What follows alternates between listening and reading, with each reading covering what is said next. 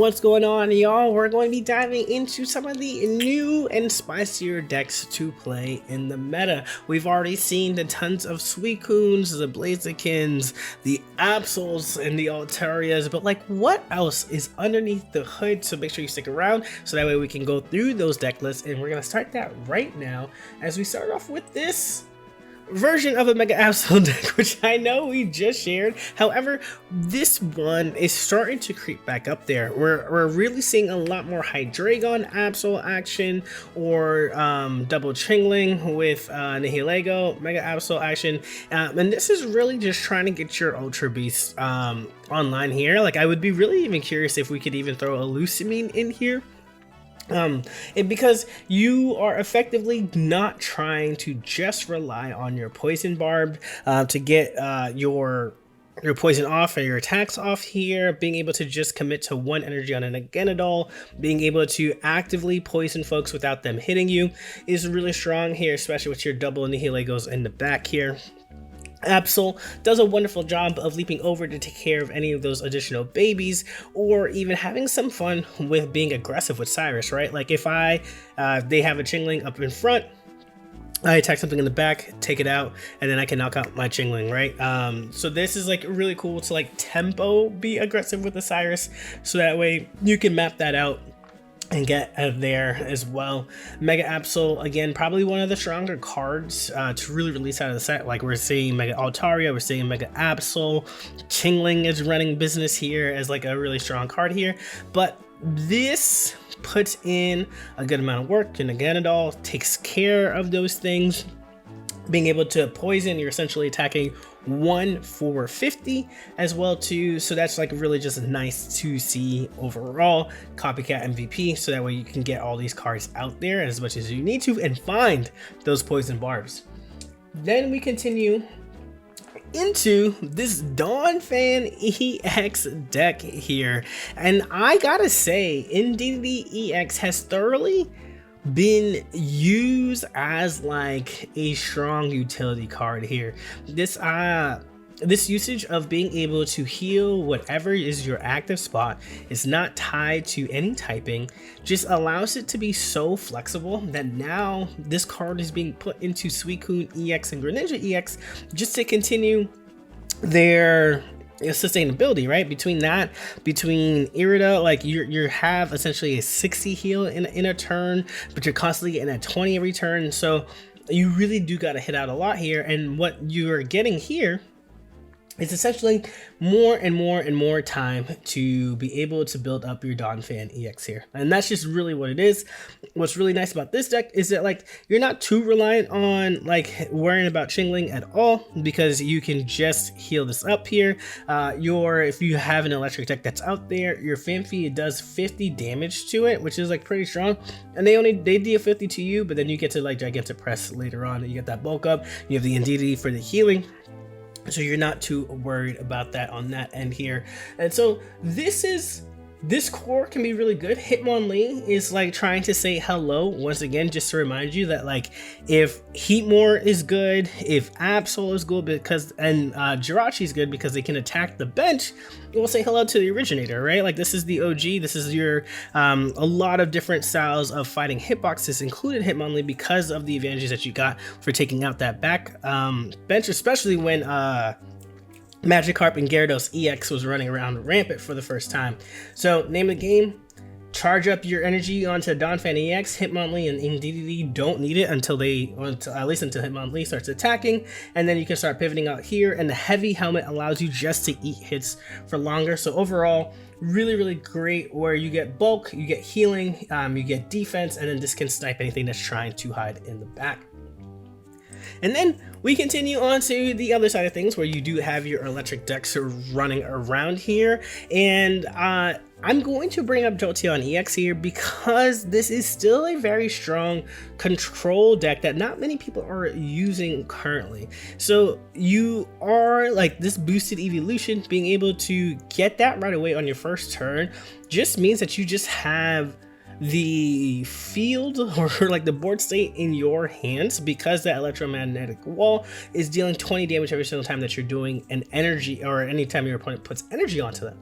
So them chipping it away, you being able to zero aura up that extra energy is really strong, and Oricorio still puts up a really good fight into these decks, because we're seeing, like I stated before, all of those megas, which means those EXs are running rampant, and this allows you to also attack with Oricorio since you're in an electric deck, and therefore you don't have to worry. You can chip away, softening these things up here for Jolteon. You can go 1-1-2 and start attacking that way, leave this up here, X speed out, and then start attacking the other ways. So it's really nice. You get your chip damage, you get your wall, you get your control in here. So this gives you a lot of different variations while also being able to speed up into attacks before your opponent has proper time to set up here. And that gives you a lot of good opportunities to Cyrus around the board and taking out those potentially dangerous mons or even game-winning mons right away. Being able to neuter a Mega Absol EX right away because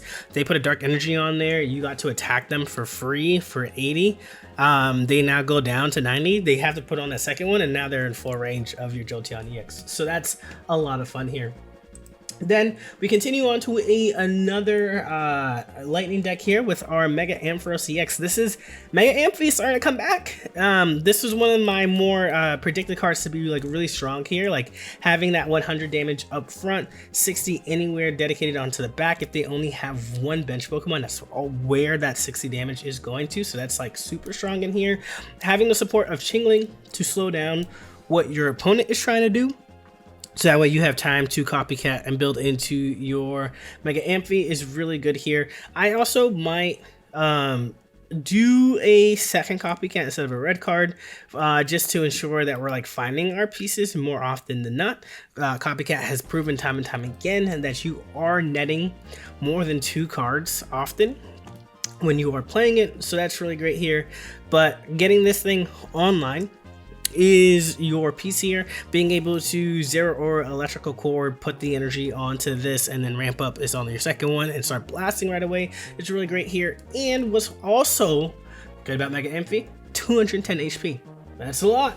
It's a good amount of HP that they have to get through, especially when you have a Lily on board here as well. So overall, you're doing well. You can still beat out an Oricorio, so you're not really worried about that because you do have opposing zero auras here that are able to hit it. And you can start hitting things for, you can start tanking things and hitting things hard here because you're hitting 160, Cyrus up, do it again, and go from there. So pretty good in terms of the state, and I'm excited to continue to monitor this deck to see if it can continue to rise up in the ranks here. Then, oh, that's always a fun time. Continue. We go here. This is probably one of my more favorite decks to like look at here. It is an EV box deck for dark types. So we have Umbreon with Dark Binding. Your Oricorios are basic, so they can't attack. You have Suicune, which is a basic, which means it can't attack. Mega Absol is a basic, which means it can't attack. You have, what else? What else is really good here? So those like initial ones are really strong, so that's really good. You have Umbreon here as a means of chasing down, like this ability allows you to Cyrus up essentially any other mon that's here, but since we only have one of these, we want to supply that with Cyrus here, so that way you can attack with any of these. You're stacking with the poison, you have the poison barb as well. So there's a world where you have to make decisions though, right? Because there's 3 EVs, but you want your board state to obviously have one of these Mega Absols. You want to have an Nihilego that's on there, so that's 2. So you want to think about what's there. But Leafeon being into this deck while it can generate its own energy is pretty good, because going into opposing dark decks, you have the weakness type advantage here. They're typically weak to grass, right? Mega Absol typically weak to grass, so that way this is now heading for 90 instead of 70, which is really strong. So this is one of the newer decks that I'm really excited to test out here, being able to have so many different options between the Umbreon EX and Leafeon EX, and then being able to like attack this, they hide, and then go into your Umbreon EX and bring it back up and attack it again. Feels feels really good, and something that I am really into. And then the last deck for the video here is this Snorlax Indeedee EX matchup here. This is all about hitting for your... essentially, this is all about hitting for your Snorlax here, right? Like, you get to heal up. You get to heal up through the Full Mouth Hammer, where you get 20 damage at the end of your turn. You get to heal up for 40 with Indeedee EX, and you can start sniping things away with your Jirachi here to attack things in the back.